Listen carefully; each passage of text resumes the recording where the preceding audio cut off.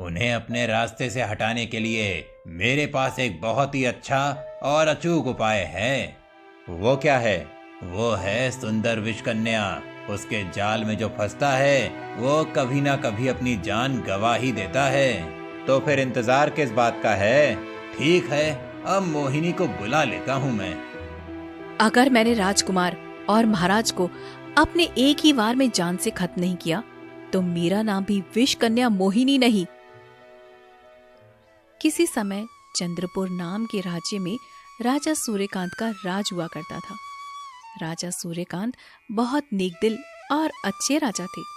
सारी प्रजा उनसे प्रेम किया करती थी और अपने राजा का सम्मान करती थी। राजा सूर्यकांत भी अपनी प्रजा की छोटी छोटी खुशियों का ध्यान रखते थे। सूर्यकांत अपनी महारानी और राजकुमार सूर्यवीर से बहुत प्रेम करते थे। सूर्यकांत का एक छोटा भाई था जिसका नाम वीर सिंह था। वीर सिंह का स्वभाव बहुत ही खराब था। प्रजा के लोग उससे अक्सर परेशान ही रहा करते थे। मंत्री जी, राज्य में शासन कैसा चल रहा है? सब ठीक तो है ना? जी महाराज, सब ठीक है, लेकिन लेकिन क्या? महाराज, आप तो जानते ही हैं हमारे राज्य में कहीं कोई समस्या नहीं है, लेकिन आपके छोटे भाई वीर सिंह से हर कोई परेशान है। अब क्या किया वीर सिंह ने? महाराज, कल ही की बात है, वे अपने घोड़े पर सवार होकर जा रहे थे। सामने से कोई बच्चा खेलते हुए उनके सामने आ गया और उनका घोड़ा एकदम से रुका और वे नीचे गिर गए। इस पर उन्होंने उस बच्चे के पिता से आज पूरे दिन खेतों में हल चलवा दिया। यह तो अत्याचार है। आप वीर सिंह को तुरंत यहाँ बुलाओ और उस आदमी को हमारी तरफ से माफी मांगने के लिए मुद्राएं भिजवा दो। ठीक है महाराज, जैसा आप कहें। मंत्री जी ने वीर सिंह को दरबार में बुला लिया और वीर सिंह दरबार में आते ही बोला, क्या बात है भैया, आपने मुझे यहाँ क्यों बुलाया इस वक्त? अभी मैं किसी जरूरी कार्य में व्यस्त था। जरूरी कार्य? आप हमारी प्रजा से जरूरी नहीं हैं। आप ये बताइए कि कल आपने एक व्यक्ति से खेतों में हल चलवाया। ओहो, तो आपके ये चापलूसी मंत्रियों ने सब कुछ बता दिया आपको? हाँ, हमें सब पता है, लेकिन आपने ऐसा क्यों किया? क्यों उस आदमी को इतना कष्ट दिया? उस आदमी का बच्चा हमारे सामने आया और हमें चोट लग गई थी। तो इसमें भी आप ही की गलती है। भला आप क्यों गांव के बीच में इतनी रफ्तार में घोड़े की सवारी कर रहे थे? महाराज, आपसे अपनी बात कहकर कोई फायदा नहीं है। मेरा वक्त बर्बाद हो रहा है। मैं चलता हूँ यहाँ से। तुम्हारे इसी व्यवहार की वजह से पिताजी ने कभी तुम्हें राज्य में कोई महत्वपूर्ण पद नहीं दिया। भैया, वो तो मैं भी जानता हूँ कि मैं आपसे ज्यादा काबिल हूँ, लेकिन मैंने अपने हक को छोड़ दिया है। अब मैं चलता हूँ। वीर सिंह वहां से चला गया। वह अक्सर इस बात से चिढ़ा रहता था कि उसे राजा नहीं बनाया गया। वह हमेशा यही मानता था कि उसके भाई से ज्यादा लायक वह खुद है। पिताजी ने एक निर्णय क्या ले लिया? उन्हें राजा बना दिया। हर वक्त बस मेरी आजादी खत्म करने के पीछे पड़े रहते हैं। एक बार मौका मिले तो मैं भी बता दूंगा कि राज्य कैसे चलाया जाता है। वीर सिंह ये सब सोचते हुए जा ही रहा था कि तभी राजकुमार सूर्यवीर वहां पर आए और अपने काका को गुस्से में देखकर बोले, क्या बात है काका, इतने गुस्से में लाल पीले होकर कहाँ जा रहे हैं? अरे भांजे, अब क्या बताऊं, तुम्हारे पिताजी मेरे भैया और इस राज्य के राजा ने तो मेरा जीना ही हराम कर दिया है। हर वक्त बस मुझ पर ही रोक टोक लगाते रहते हैं। वैसे काका, इतनी रोक टोक तो मुझ पर भी नहीं लगाई जाती जितना आपके ऊपर लगाते हैं पिताजी। आप तो बड़े हैं मुझसे, समझदार बनिए थोड़ा। हाँ हाँ, अब तुम भी मेरा ही मजाक बनाओ। किसी को मेरी कदर नहीं है यहाँ। इतना कहकर वीर सिंह वहां से निकल गया और महल के बाहर अपने घोड़े पर सवार होकर घूमने निकल गए। वहां घूमते घूमते राज्य में एक कुएं के पास जा पहुंचा। अरे वाह, इतनी सुंदर कन्या है यहाँ। इनमें से एक से मेरा विवाह हो जाए तो उसका जीवन भी सुधर जाएगा। ऐसा बोलकर वीर सिंह घोड़े से उतरकर वहां खड़ी लड़कियों के पास आ गया और उनमें से एक लड़की से बोला, तुम सुंदर लग रही हो, क्या तुम मुझसे विवाह करोगी? तुम कौन हो और क्या तुम्हें ये नहीं पता कि किसी भी लड़की से कैसे बात करते हैं? हम शाही लोग हैं, हमें जो पसंद आ जाता है उसे अपना बना लेते हैं। शाही लोग हो या खुद महाराज ही क्यों न हो, इस तरह से लड़कियों को कोई वस्तु नहीं समझा जाता है। तुम्हारी बातें हमें पसंद आई हैं। अब तो हम तुमसे विवाह करेंगे। चलो चलो हमारे साथ। इतना कहकर वीर सिंह ने उस लड़की का हाथ पकड़ लिया और उसी वक्त लड़की ने वीर सिंह को तमाचा रसीद दिया। अब अगर मैंने तुम्हें सबक नहीं सिखाया तो मेरा नाम भी वीर सिंह नहीं। वीर सिंह गुस्से से आग बबूला हो गया और बोला। इतना कहकर वीर सिंह वहां से चला गया और महल लौट आया। वह उस लड़की को सबक सिखाने का ही विचार कर रहा था। उस घमंडी लड़की को तो मैं सबक सिखाऊंगा ही। उसने मुझे थप्पड़ मारा था। अगले दिन वीर सिंह वापस उस कुएं के पास गया और उस लड़की का पीछा करते हुए उसके घर तक आ गया। वह एक गरीब किसान का घर था। सुनो बूढ़े आदमी, तुम्हारी बेटी मुझे पसंद है। मैं उससे शादी करना चाहता हूँ। उससे कहो अभी चले मेरे साथ। तुम यहाँ भी आ गए? अभी यहाँ से चले जाओ वरना अच्छा नहीं होगा। मैं तुम्हारे पिताजी से बात करने आया हूँ, तुमसे नहीं। तुम बीच में मत बोलो। मैं यहाँ के महाराज का छोटा भाई हूँ।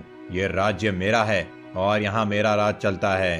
अब तुम अपनी बेटी को मेरे साथ भेजते हो या नहीं? मैं कहीं नहीं जाऊंगी और ये जबरदस्ती करना बंद करो। ये राज्य महाराज सूर्यकांत का है, न कि आपका। शायद तुम ऐसे नहीं मानोगी।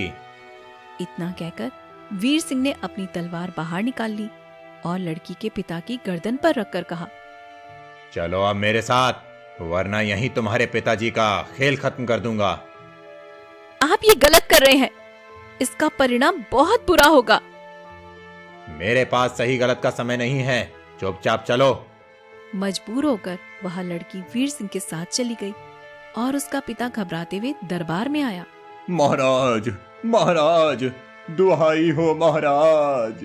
क्या हुआ? तुम इस तरह डरे हुए और परेशान क्यों लग रहे हो? महाराज, मेरी बेटी को बचा लीजिए। क्या हुआ? तुम्हारी बेटी को क्या परेशानी है? महाराज, आपके भाई ने मेरी बेटी का अपहरण कर लिया है और जबरदस्ती उससे विवाह करना चाहता है। ये क्या सुन रहे हैं हम? वीर सिंह की अब ये हिम्मत हो गई कि उसने ऐसा किया? हाँ महाराज, आपके भाई ने ऐसा किया है। मेरी मदद कीजिए महाराज। तुम घबराओ नहीं, हम तुम्हारी बेटी को सुरक्षित वापस ले आएंगे। मुझे आपके ऊपर पूरा भरोसा है। मंत्री जी, इसी वक्त राज्य में सैनिकों को भेज दीजिए और वीर सिंह को हमारे सामने खड़ा करें। वीर सिंह का ये अपराध अब हम क्षमा नहीं कर सकते। जी महाराज। मंत्री जी ने राज्य में चारों तरफ वीर सिंह को खोजने के लिए सैनिक लगा दिए और सैनिक थोड़ी ही देर में वीर सिंह को पकड़कर ले आए। भैया, आपने मुझे इस तरह पकड़ने के लिए सैनिकों को क्यों भेजा है? एक अपराधी को सैनिक इसी तरह पकड़ कर लाते हैं वीर सिंह। मैंने क्या अपराध किया है? शायद आपको कोई गलतफहमी हुई है। हमें गलतफहमी हो सकती है, लेकिन जिस लड़की का तुमने अपहरण किया है उसके पिता को क्या गलतफहमी होगी? ओह, तो आपको सब पता चल गया। मैं उस लड़की से विवाह करना चाहता हूँ। क्या वो लड़की तुमसे विवाह करना चाहती है? क्या उसके पिता राजी हैं? मुझे उस बात से कोई मतलब नहीं है। तुम अपनी सीमा पार कर रहे हो। सूर्यकांत वीर सिंह से बात कर रहे थे कि तभी मंत्री जी उस लड़की को महाराज के सामने ले आए और वह लड़की महाराज से बोली, महाराज, अगर आप अपने भाई को इस अपराध की ठीक सजा नहीं देते तो राज्य में ऐसे अपराध होना आम हो जाएंगे। आप हमारे महाराज हैं, आप हमारे पिता समान हैं। आपका फैसला हम सबके लिए सुरक्षा का वचन होगा। तुम चिंता मत करो, हम इस अपराधी को अपना भाई नहीं बल्कि अपनी प्रजा का गुनहगार मानते हैं। सजा के तौर पर हम इसे देश निकाला देते हैं। इस राज्य पर जितना हक आपका है उतना मेरा भी है। आप मुझे इस तरह राज्य से नहीं निकाल सकते। हम तुम्हारे कहने से अपना शासन नहीं चला रहे। हम जो चाहेंगे वही होगा। ठीक है, लेकिन आपको पछतावा जरूर होगा इस बात का। बदला लूंगा मैं इस अपमान का। वीर सिंह धमकी देकर वहां से चला गया। लड़की का पिता खुश होकर महाराज से बोला, आप जैसा महाराज पाकर हम लोगों का जीवन धन्य हो गया। आप सच में न्याय प्रिय हैं। वीर सिंह राज्य से निकलकर सीमा पार कर जंगलों में ही भटक रहा था। उसे भूख लगने लगी और वह यहाँ वहां खाने के लिए कुछ ढूंढने लगा। वह नदी के पास आ गया और वहां से पानी पीने लगा। तभी वहां पर पड़ोसी दुश्मन राज्य का राजा ज्वाला सिंह दिखाई दिया और वह बोला, अरे तुम शायद वीर सिंह हो ना? पिछले युद्ध में जो धूल चटाई है, शायद उसका स्वाद अभी तक याद है तुम्हें। अरे हाँ, उस हार को कैसे भूल सकता हूँ। अगर तुम अपने भाई सूर्यकांत को बचाने ना आते तो शायद आज बात कुछ और होती। कैसा भाई, गए वो जमाने अब? क्या मतलब? क्या तुम दोनों के बीच कुछ ठीक नहीं चल रहा? नहीं, मैंने राज्य छोड़ दिया। उसने मेरा अधिकार मुझे नहीं दिया और किसी और के टुकड़ों पर पलना मुझे पसंद नहीं। अच्छा, तो ये बात है। तो ठीक है, तो फिर तुम मेरे राज्य चलो। तुमने सुना नहीं शायद, मैं किसी के टुकड़ों पर नहीं पलता। अरे तुम पर एहसान नहीं कर रहा हूँ, मैं तो तुम्हारे आगे अपनी दोस्ती का हाथ बढ़ा रहा हूँ और चाहो तो तुम मेरी मदद का बदला चुका देना। क्या चाहिए बदले में तुम्हें? अरे दोस्त, तुम सब कुछ यहीं जान लोगे क्या? मेरे राज्य में चलो, आराम से बैठकर बात करेंगे। अभी तो देखो, भूख से परेशान लग रहे हो तुम। ठीक है, चलता हूँ। वीर सिंह ज्वाला सिंह के साथ उसके राज्य में आ गया और काफी देर आराम करने के बाद उसने पूछा, क्या अब तुम बताओगे कि क्या कारण है जिस वजह से तुम मेरी मदद कर रहे हो? क्या चाहते हो तुम दोस्ती के बदले? सुल्तानगढ़ की रियासत। सुल्तानगढ़ की रियासत? वो तो हमारे राज्य में है। लेकिन कौन सा राज्य तुम्हारा? तुम्हारे भाई ने तुम्हें वहां से निकाल दिया है ना। मैंने सब पता कर लिया है कि क्या बात है। तुम्हारा खून इतना ठंडा कैसे है कि तुमने अभी तक बदला लेने की कोई योजना भी नहीं बनाई?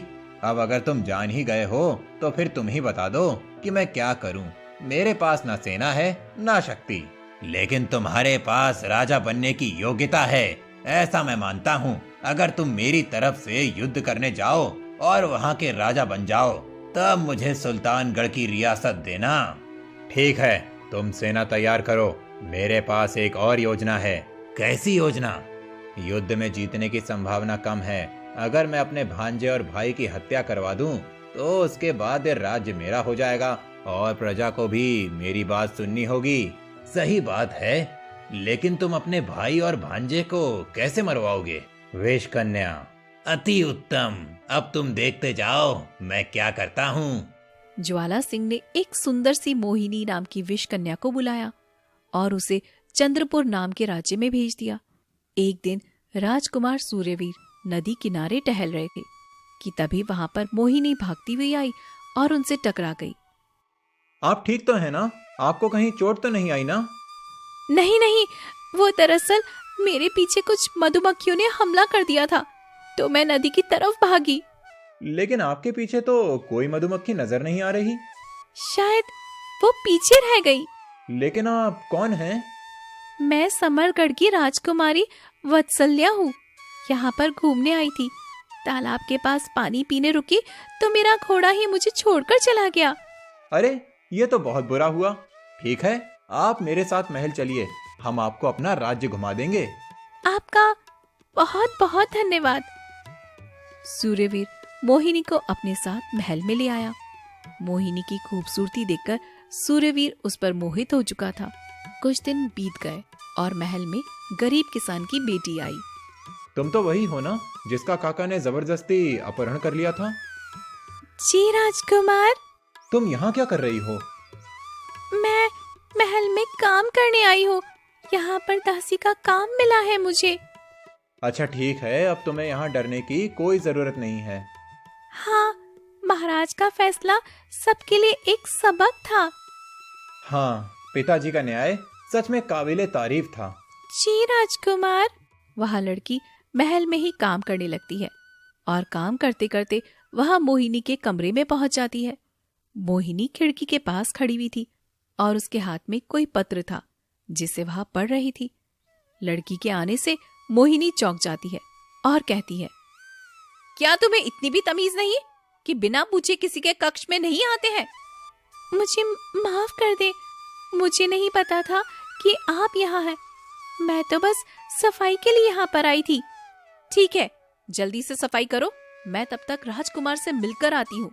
मोहिनी वहां से चली जाती है, लेकिन उसके पास से वह पत्र वहीं पर गिर पड़ता है और वह लड़की उसे उठाकर पढ़ लेती है। इसका मतलब राजकुमार और महाराज की जान को खतरा है। मुझे मोहिनी को रोकना होगा, नहीं तो अनर्थ हो जाएगा। लेकिन कैसे? मेरे पास तो कोई सबूत भी नहीं है। वह लड़की सोचने लगती है कि तभी उसके दिमाग में विचार आता है और वह अपने पिताजी के पास जाती है। पिताजी, पिताजी, क्या हुआ? तुम इतनी चिंता में क्यों हो? पिताजी, आपने एक बार मुझे बताया था कि ऐसा कोई फूल होता है जिसे कोई जहरीली चीज छू ले या कोई जहरीला जानवर छू ले तो वह तुरंत मुरझा जाता है। हाँ, ऐसा फूल होता है। वह फूल कहाँ मिलेगा पिताजी? वो फूल तो जंगल में सांपों के बिल के पास ही खिलता है। लेकिन तुम ये सब क्यों पूछ रही हो? पिताजी, अब वक्त आ गया है महाराज का कर्ज चुकाने का। वह लड़की जंगल में सांपों के बिल के पास आ जाती है और वहां से किसी तरह से वह फूल तोड़कर उसका एक गुलदस्ता तैयार करके महल में आ जाती है। अरे, तुम इतने सुंदर फूल कहाँ से लाई हो? ये फूल तो मेरे पिताजी लाए थे। मुझे लगा कि महल में सुंदर लगेंगे, तो यहीं कहीं किसी फूलदान में लगा देती हूँ। अच्छा, एक काम करो, ये फूल तुम मुझे दे दो, मैं इन्हें लगा दूंगा अच्छी जगह। ठीक है। वैसे भी मैं मोहिनी जी के कमरे में ही ये फूल लगाने जा रही थी।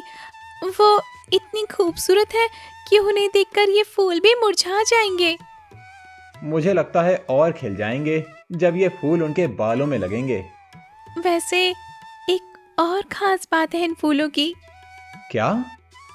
अगर जहर या जहरीली चीज इन फूलों को छू लेती है तो ये फूल मुरझा जाएंगे। इसका मतलब ये वो फूल है ना जो विष कन्या का पता लगाने में उपयोग होते हैं? हाँ, सही समझा आपने। ठीक है, मैं अभी आता हूँ। सूर्यवीर वो फूल लेकर मोहिनी के कक्ष में आ गया और उन्हें फूल दिखाने लगा। ये फूल कहाँ से लाए हो तुम? सुंदर है ना, आपके लिए ही लाया हूँ। इन्हें अपने बालों में लगाएं, हमें देखना है कि आप कितनी सुंदर दिखेंगी। हमें ये फूल पसंद नहीं। अरे, ये फूल हम इतनी मेहनत से लाए हैं, आपको लेने ही पड़ेंगे। इतना कहकर सूर्यवीर ने वह फूल मोहिनी के हाथों में जबरदस्ती पकड़ा दिया और उसके छूने से वह फूल तुरंत ही मुरझा गए। यह देखकर सूर्यवीर ने मोहिनी की गर्दन पर तलवार रख दी और बोला, अब बताओ, किसने भेजा है तुम्हें यहाँ? तुम्हें सब कुछ पता चल गया? जानते भी हो कि मैं कौन हूँ? विष कन्या? हाँ, और मुझे भेजा गया था। तुम्हारे ही काका ने मुझे भेजा था। उन्हें तो हम पहले ही पकड़ चुके हैं, आज तुम भी पकड़ी गई। उन्हें कब पकड़ा?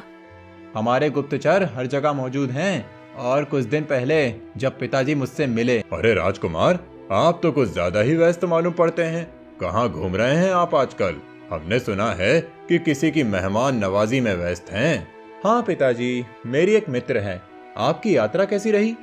हमारी यात्रा तो बहुत ही अच्छी रही और हम लौटते समय समरगढ़ में रुके थे, जहां हमने आपके रिश्ते की बात राजकुमारी वत्सला से की है। हमें वो बहुत पसंद आई है। आपका विवाह उन्हीं से होगा। समरगढ़ की राजकुमारी वत्सला? लेकिन वो तो... ये वो कुछ नहीं, हम उनका चित्र भी लाए हैं।